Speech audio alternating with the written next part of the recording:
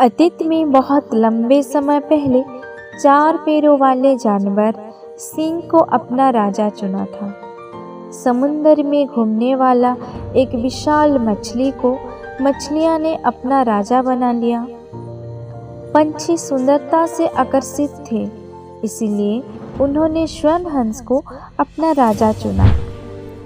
राजा स्वर्ण हंस के पास एक सुंदर सुनहरी बेटी थी। वो अभी भी छोटी थी, परंतु उसकी एक इच्छा राजा स्वर्ण हंस ने मान लिया। वो चाहती थी कि जब वो काफ़ी बड़ी हो जाए तो वो अपना पति चुन सकती है।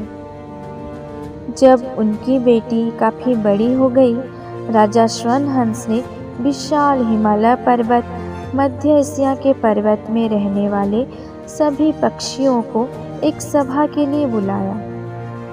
सभा का उद्देश्य अपनी सुनहरी बेटी के लिए योग्य पति की तलाश करनी थी। दूर दूर से पक्षी आते थे, यहाँ तक कि उच्च तिब्बत से भी। वहाँ गीज, हंस, चील, गैरिया, हमिंग पक्षी थे, कोयल, उल्लू और कई अन्य प्रकार के पक्षी भी थे। सभा नेपाल की खूबसूरत हरी भूमि में एक उच्च पत्थर के चट्टान पर आयोजित की गई थी। राजा स्वर्ण हंस ने अपनी प्यारी बेटी से कहा, तुम किसी को भी अपने पति चुन सकती हो। उसने कई पक्षियों को देखा। उसकी आंख एक चमकदार हरे रंग की लंबी गर्दन से आकर्षित मोर पर थी, जिसकी खूबसूरत बहने वाले पूंछ पंखों के साथ था। वो अपने पिता से कहा, ये पक्षी मोर मेरे पति होगा। मोर भाग्यशाली था। बाकी सब उन्हें बधाई देने के लिए आ गए थे। मोर के चारों ओर पक्षियों की भीड़ उमड़ पड़ी। उन्होंने कहा, इतने सुंदर पक्षियों के बीच भी स्वर्ण हंस राजकुमारी ने आपको चुना है। हम बधाई देते हैं आपको अपनी सौभाग्य पर। मोर गर्व से इतना भूल गया कि वो शानदार नृत्य के माध्यम से अपने पंख दिखाने लगा। अपनी पूंछ और पूंछ के सुंदर पंख दिखाने लगा। इतना अभिमानी होने के कारण उसने अपना सिर आकाश के ओर फेर दिया और सब शील भूल गया, और ये भी भूल गया कि वो सभी के देखने के लिए अपने सबसे निजी अंग को दिखा रहा था।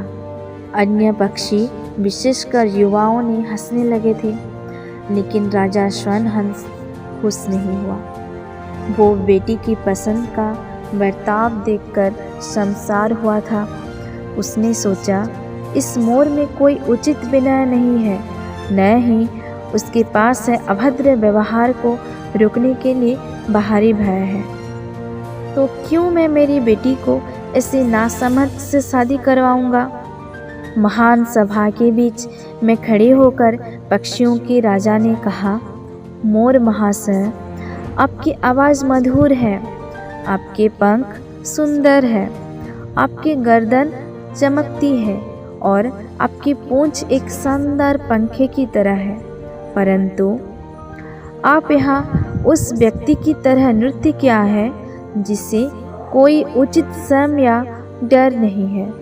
मैं अपनी मासूम बेटी की शादी ऐसी अज्ञानी मूर्ख से नहीं होने दूंगा। तब राजा स्वर्ण हंस ने अपनी बेटी की विवाह एक शाही भतीजे से किया।